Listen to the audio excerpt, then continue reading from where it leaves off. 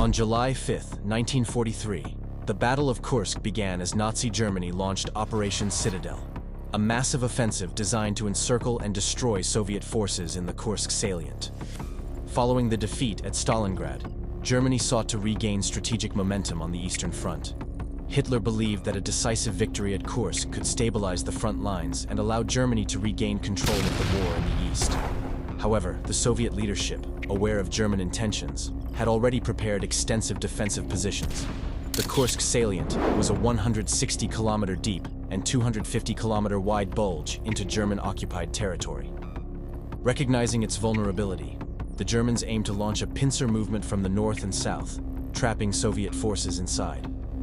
The German army assembled nearly 800,000 troops, 3,000 tanks, 10,000 artillery pieces, and 2,000 aircraft for the operation. The offensive was led by Field Marshal Walter Model's 9th Army in the north and Field Marshal Erich von Manstein's 4th Panzer Army in the south. On the Soviet side, Marshal Georgy Zhukov and Marshal Alexander Vasilevsky oversaw defensive preparations. Anticipating the attack, the Soviets constructed a deep defensive network spanning over 3,000 kilometers, with minefields, trenches, anti-tank obstacles, and fortified positions.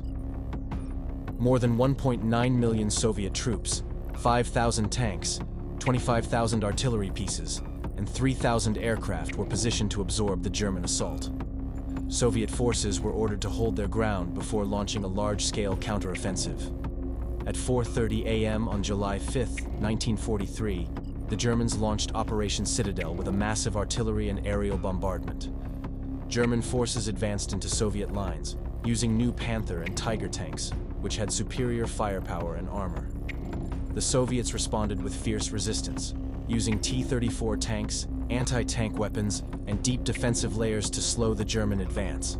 In the northern sector, Model's 9th Army faced heavy Soviet resistance. The Germans struggled to break through the well-prepared defenses, encountering dense minefields, fortified trench systems, and Soviet counterattacks. By July 10th, the northern advance had stalled. In the southern sector, Manstein's 4th Panzer Army made better progress. The German forces penetrated deeper into Soviet lines, with SS Panzer divisions leading the assault.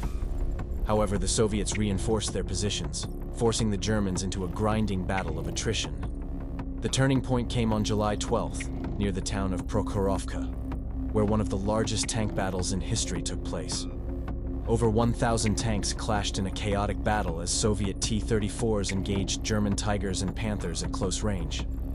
The Soviet forces, despite heavy losses, managed to halt the German advance and prevent a breakthrough. The engagement at Prokhorovka marked the end of German offensive momentum.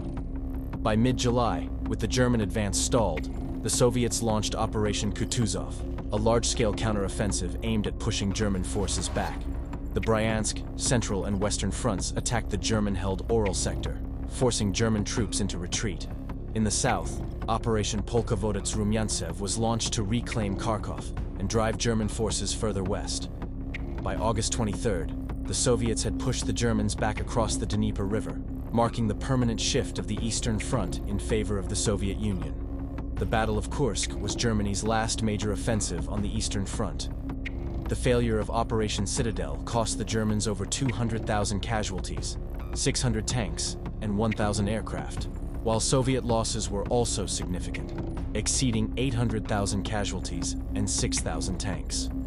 However, the Red Army had greater reserves and production capacity, allowing it to sustain heavy losses while maintaining its advance.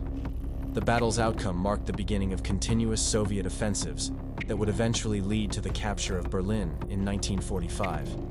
From this point forward, Germany remained on the defensive in the east. The Battle of Kursk stands as a defining moment in World War II, demonstrating the growing strength of the Soviet Union and the irreversible decline of Germany's military power. Thanks for watching. For more historical content, be sure to subscribe, and if you find this video informative and useful, don't forget to like.